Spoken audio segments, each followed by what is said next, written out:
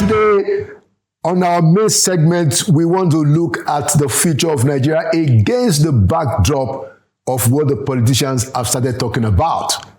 And if you get the time, a few other issues. Now, I do have a panel to join me in this important discussion. Here in the studio, I have Malam Baba Yusuf, strategist, policy advisor, and the group CEO of GITC. Malam Baba Yusuf, you are welcome back to Inside Sources. Thank you, Prof, for having me. It's always a pleasure to be here. Thank you. Thank you. And from virtually in Lagos, for the first time, I'd like to introduce Mr. Dayo Akintobi, a public affairs analyst and a veteran journalist. I'd like to welcome him to Inside Sources. Mr. Akintobi, welcome to Inside Sources. It's a pleasure to be here. Thank you for having me. All right, excellent. So let's go. Let's start right from Malam Baba. Now, if you see, this past week, and a few days, there's been the narrative again about 2027. Yeah. Now, I think it's pretty early, but my perspective is that politicians will do what politicians do. They are concerned about winning the next election. Yeah. And you can see a lot of movements, people talking about alliances. The question that I want us to open with, Malam Baba, and then we take it to Mr. Dayo is, should we wait for the politicians again to be the ones to determine what is going to happen in 2027? Namely, that they come together, knock out the incumbents, put their own person there, use the problems of the day as a weapon, not necessarily because they want to solve it. What's your take? Thank you very much for that opening, Prof. You got it right. Like I always say, Nigerian politicians are mostly the same actors in different costumes. And it is a very profound opening with regards to should we wait? And to answer that question, I will just take a quote from an author and philanthropist, Mrs. Rohini Linekali, in one of her write-ups way back in 2013. She said, and I quote, "We cannot be mere consumers of good governance. We must be co-creators and we must be participants. We must co-create good governance. As citizens, we have to co-create good governance. We cannot outsource it and hope to be passively happy consumers. Like everything worth its while, good governance must be earned." And that, I think, contextualizes what you are saying, that we should not just sit down on the fence and believe or assume that politicians, just because they change the logo of their party or they change a political party and they come to sell you the dummy, that they will be better than the incumbent, and we continue becoming what you call, quote unquote, suckers to the politicians. And therefore, as they are planning and positioning, like you are saying, against or towards 2027, it is time for Nigerians to shine their eyes, Prof, and prepare to have a different kind of political, a season, 2027, that we are going to evaluate, select and elect, and also follow the process to ensure that we have a better polity in 2027 in terms of the process and in terms of the emergence of the candidates and also who wins, so that we have more acceptability, but more importantly,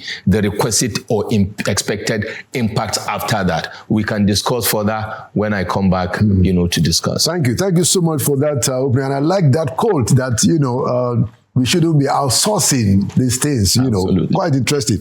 Mr. Akintobi, are you with us?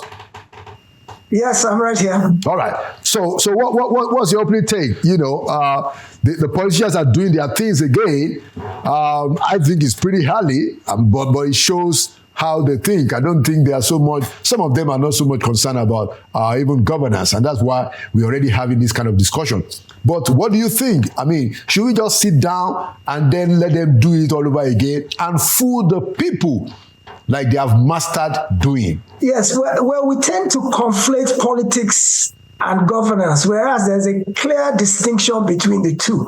And I think it is the fact that we intertwine them that leads to certain misconceptions. From a political standpoint, I put it to you that jockeying for 2027 started immediately after the last election. Even though we are just hearing about it today, but all the backdoor movement towards 2027 started as soon as the results were released from the 2023 election. So that is no surprise. The first duty of any politician worth his salt is to get re-elected. And that is the first thing that is always on his mind. And so I don't think there's anything untoward or unconscionable about the fact that there's already maneuvering and negotiating for alliances and things like that towards the future of the political space. I think that's perfectly normal in any democracy. Now, from a standpoint of governance, however, which concerns the incumbent administration, concerns the executive, the legislature, and the judiciary. I do think as the populace, as the electorate, that we've been a bit too passive in terms of the role we play in ensuring good governance. We've basically left it totally to all the politicians to determine how governance goes in the country. And I don't think that there is any greater check or balance or possibility for accountability and transparency beyond the people themselves. So we, the people, are the ones who can hold government to account. Yes, of course, the media plays a major role in being the information bridge between the governed and those who are doing the governing.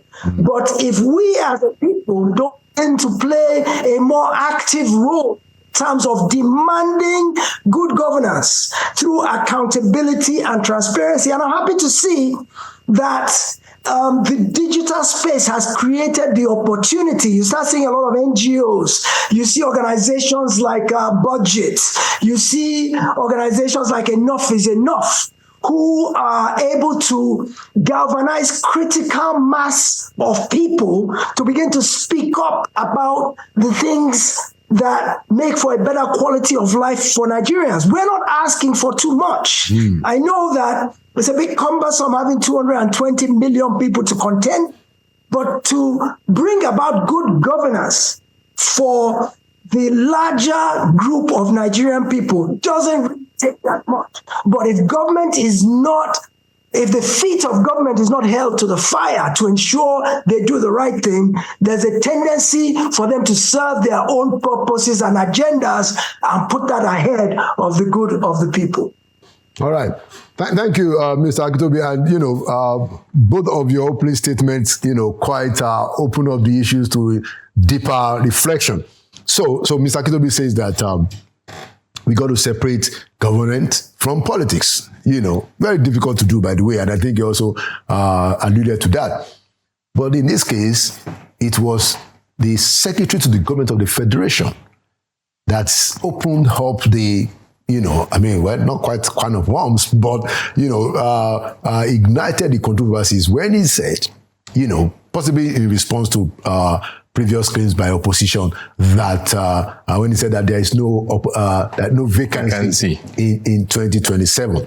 So the question that I wanted to ask you, following up on that, Madam Baba, is that why should the people who are entrusted with public policy, people who have the work to do, the Secretary of the Government is the fulcrum, is the engine room. Why is it his business to be getting involved with this political narrative, in your view? And whatever is your own comment about the way we mix up politics and governance? Well, to be honest, the two cannot work. They are not mutually exclusive. It is the politics that bring people to do what? To govern. Right. And it is because of the governance that we have what? The politics in a democratic setting. Right. So they are not mutually exclusive. It is the how and the process that determines the quality of the politicking and consequently the quality of governance. Now, to answer that question about the why the SGF, is Senator Akume is saying there is no vacancy, it's simply political speak. And like Mr. Akintobi mentioned, the drums of the next season, political season, starts for all politicians, whether the incumbent or the opposition, from the day they are sworn in, the incumbent is sworn into office. Not necessarily in Nigeria, any other place around the world. The strategy may begin in the back office. Right. The difference is in developing countries like Nigeria, it is not a strategy in the back office. It is just to begin to how we can make sure we retain the office. And for the opposition, how do we even ensure they don't get to finish their tenure? So the objectives sometimes are misplaced.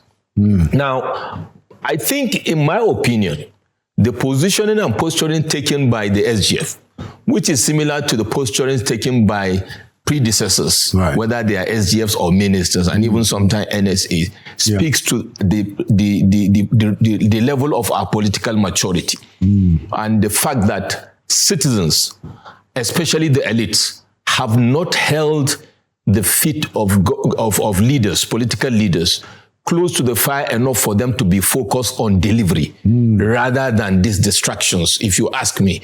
Because within the structure of governance, there should be people that should be focused on this, if you like, peripheral conversations at this point in time for the incumbent, because in fairness to the incumbent, they need to be responding to whether it is antics or the strategies of the opposition from the beginning, because they will continue pushing.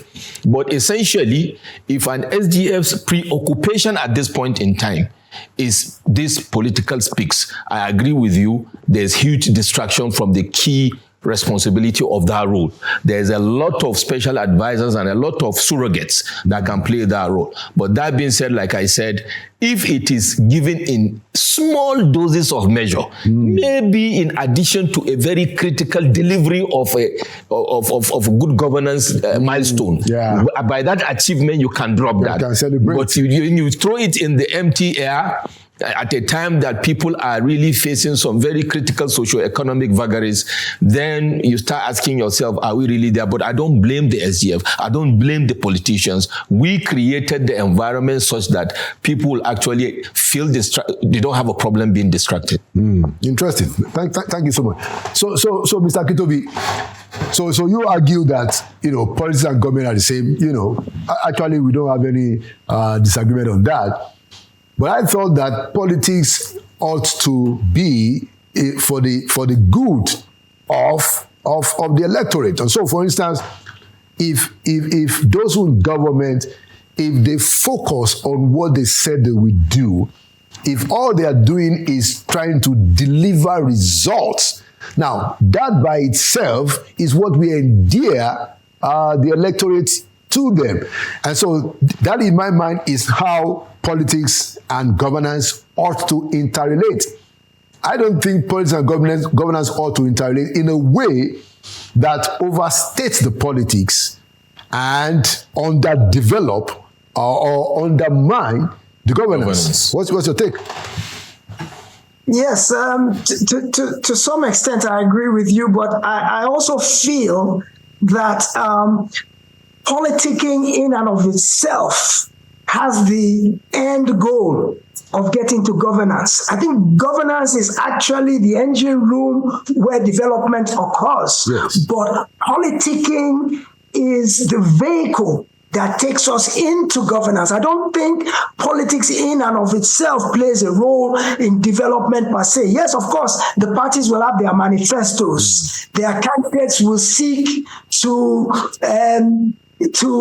embrace the manifesto, the broad manifesto of the party. But the art of politicking itself is basically jockeying to enter into governance. But service delivery occurs within governance. Even though I would say that even opposition politics is part of governance and not part of politics, such that an opposition that's playing its role effectively We can look at the UK as an example of how the opposition actually has a shadow cabinet that basically x-rays what the administration, the incumbent, is actually doing. So both the opposition and the incumbent play a role for service delivery that benefits the masses. And I think that the political class that is within governance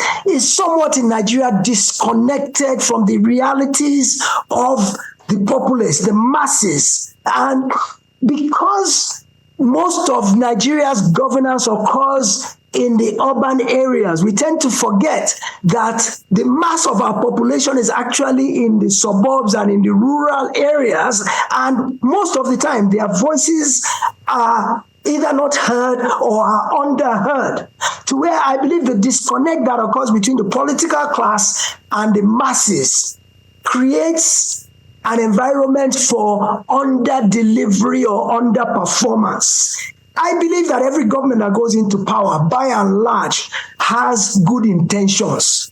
I don't see any administration in Nigeria since 1999 that didn't come into office with good intentions. But there's a saying that the path to good intentions, the path to perdition is paved with good intentions. Yeah. Essentially, having the intention to do well does not automatically guarantee that at the end of the day you will. And I think that's what Malam was referring to when he was talking, and says a lot depends on you having not just the will, but also having the wherewithal to know what to do. And I think until we can bridge the gap between the needs of the masses and the aspirations of the governors, and when I say governors, I mean those who pull the levers of governance, until we can bridge the gap between those diametrically opposing ideologies, we will continue to see a situation where we won't ever get the best of performance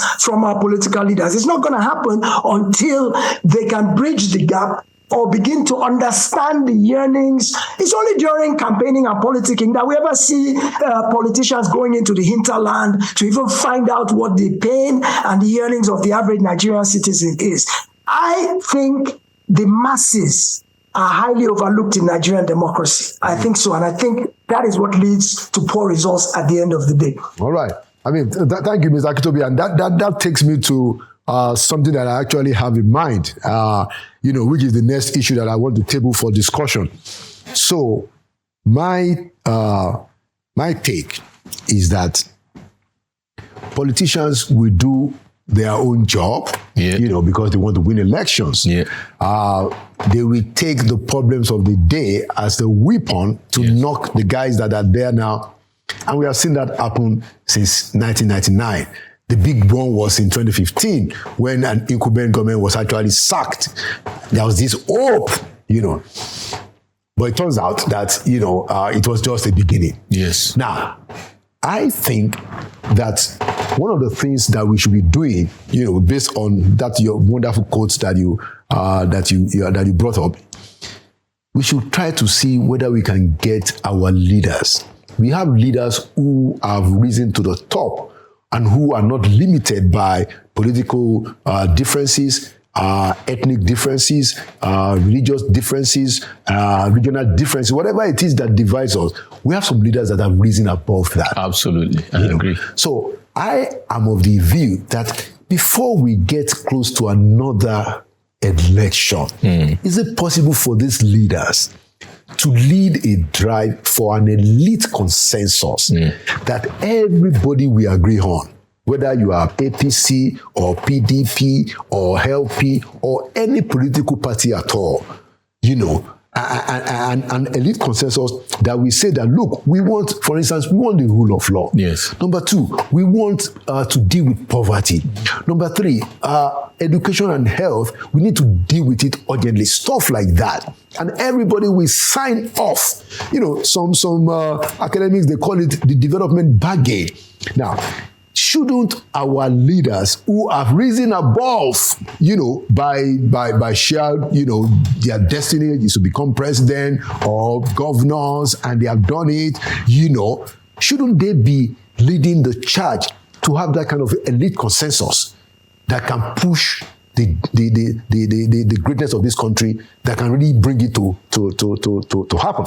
Malam, first. Absolutely, I totally agree with you. Very well said. And that is, like I said in my opening remarks, and I'll embolden it here to say, the elites of this country have been seriously failing the people of this country, even more than the politicians. And why am I saying so? We constitute the powerhouse of governance in Nigeria, whether as permanent secretaries, directors, ministers, and even whether it is the presidents, are all extracted from this quote-unquote elite, section of the society. Yes. But we have been privileged and so blessed by Almighty God that most of us have been privileged to be in those positions, albeit we either become in cahoots with the vested interest to further plunder resources or rather cripple the economy, or we become, we do what is called sit-down look because we are in our comfort zones. We only analyze like we are doing here, blowing grammar, or we watch in the TV. Interestingly, it is so bad, Prof, that you go to, you watch elections, 80% of the people that go to vote are the masses. We don't go because we don't want the sun or the rain to beat us, or we don't want to get involved. Wow. Including advocacy, including sensitization of the people in the right way to understand that we all have value to add. So to that extent, I totally agree with you.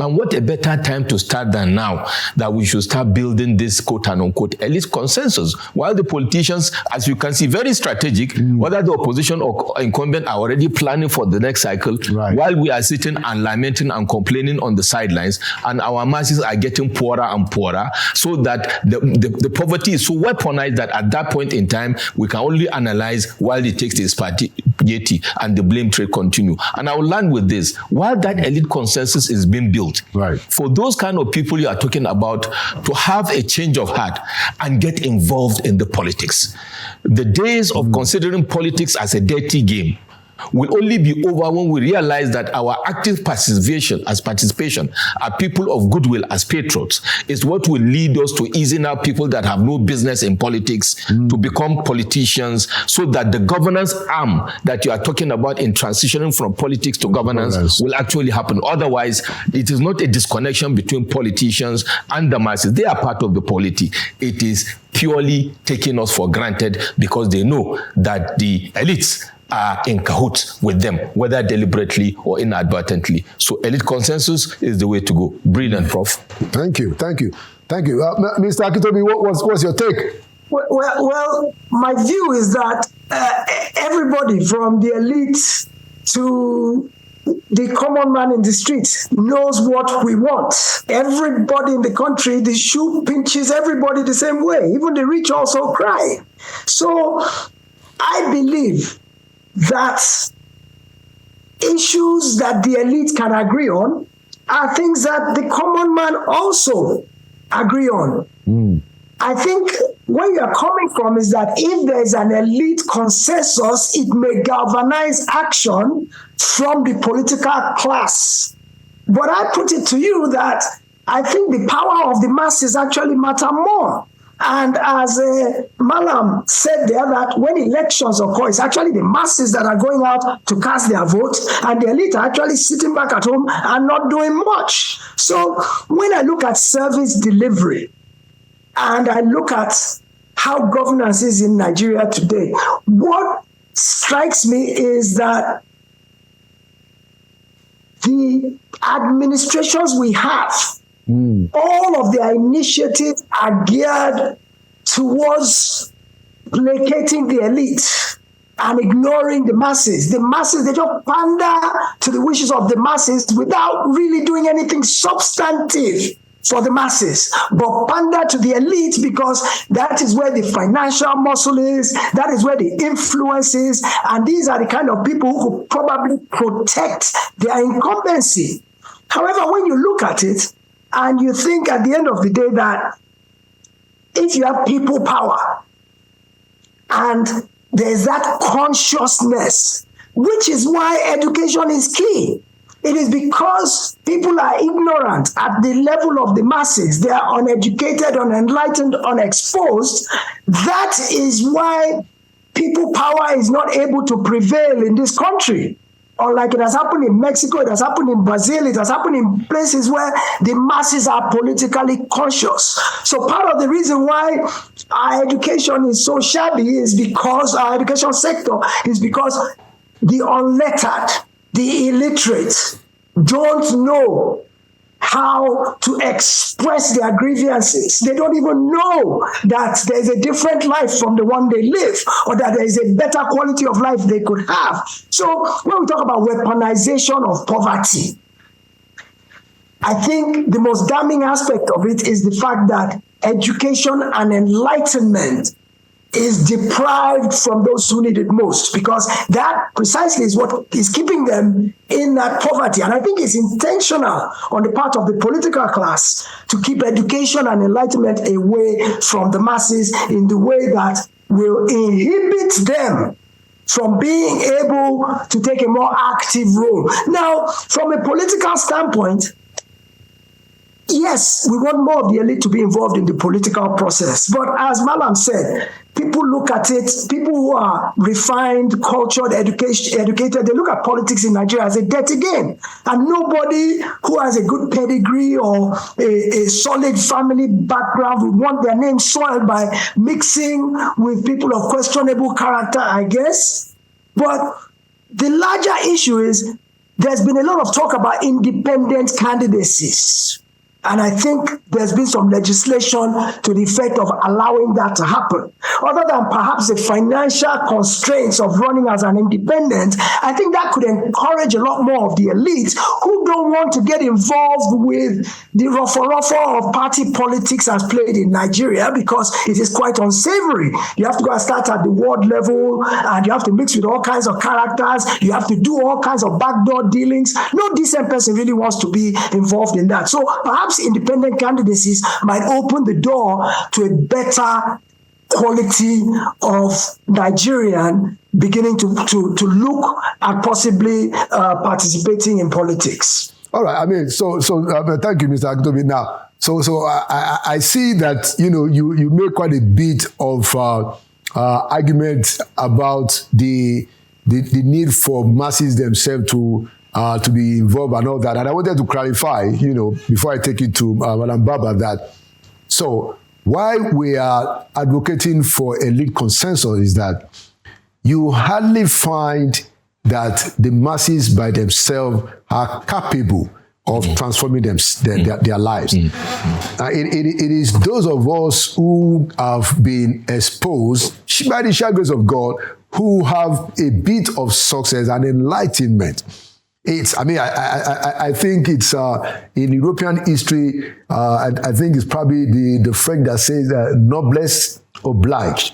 It is because of our whole successes and advancement that we are obligated to cure that mystery and the ignorance, the illiteracy of the masses. Is entirely up to the elite. The elites are the ones who have the responsibility to transform those who are ignorant, those whose lives are under mystery. If you remember, one of the things that I would used to say is that, they want to banish ignorance, he wants to banish disease, and he wants to banish mystery. It's always up to the elite. You will never, hardly will you find a situation where the masses, just by themselves, even in the places where we have revolution, you will find out that the revolution, they have a leadership that is elite. But I'll come back to you just so if you want to make further comments on that, Mr. Akintobi. But let me take it to Mala. So one of the reasons why I push this idea of elite consensus is because, let's look at it very frankly. The elites, they are greed around corruption. Yeah. Whenever they are planning to beat the system, there is unanimity. Absolutely. If you look as people that we serve in government used to say, if you look at a charge, a criminal charge of corruption, money laundering, look at the one that EFCC just released, yes, about the former governor of Central Bank. There were a lot of people that were involved in that 753 duplexes and apartments. So the elites of this country, they have agreed that when it comes to beating the system, when it comes to graft, let's come together. So you will find out that there is no ethnicity when they are trying to get corrupt. Absolutely. When they are trying to steal public resources, there is no ethnicity. Correct. Malam, there are no difference in religion. Absolutely. There is no regional difference. So that is why we are saying that, look, can we also have a consensus for good governance? Can we have a consensus for public interest? That's the point, Malam. Correct. Brilliantly said, Prof. I love this topic because it's very critical for us. And I will start with the opening remark to qualify what you say about the elites and the politicians. Is conspiracy of corruption. Okay?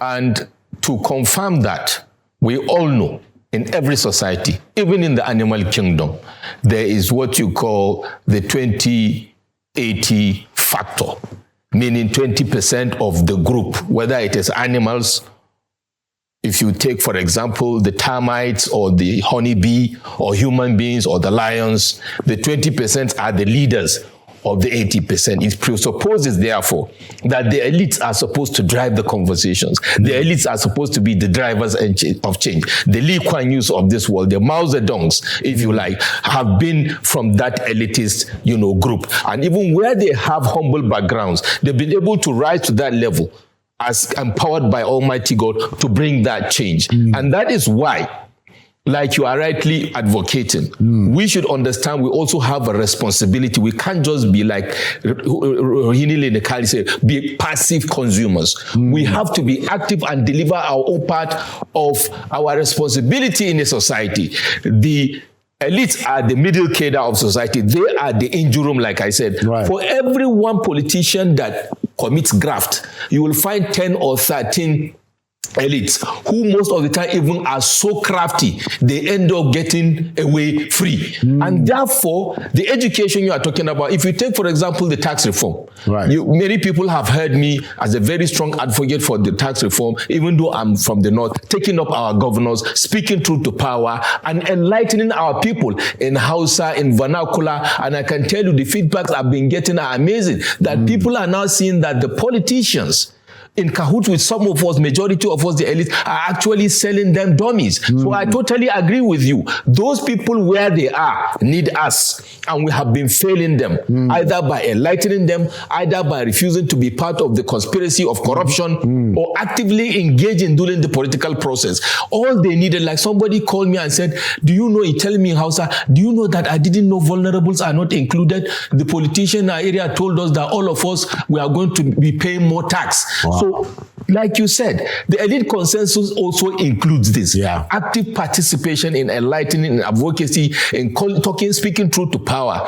And importantly, being part of the political process, including legislation, going to those public hearings, making sure we have groupings that will add our voices to the conversation, because in fairness to the politicians also, they are human beings. Right. They cannot be omnipotent or omnipresent. So we cannot continue judging them when we sit on our hands, unless when it is convenient to us, then we start speaking. We must be active and we must participate and we must be circumspect. Thank you so much, Madam. Mr. Akintobi, I'm sure you have quite a few things to add.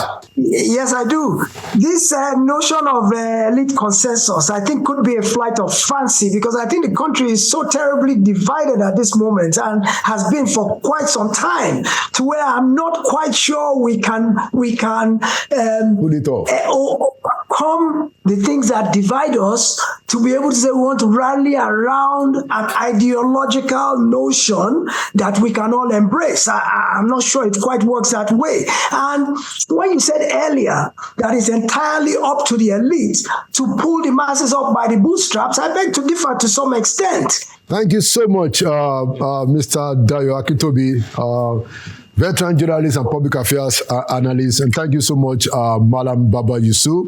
Of course, the first CEO of a free zone airport in the country. Thank you so much for coming. And there you have it, another edition of Inside Sources. We are here because we believe that Nigeria is going to prevail. And we know that will happen because we will not relent until that happens. Thank you.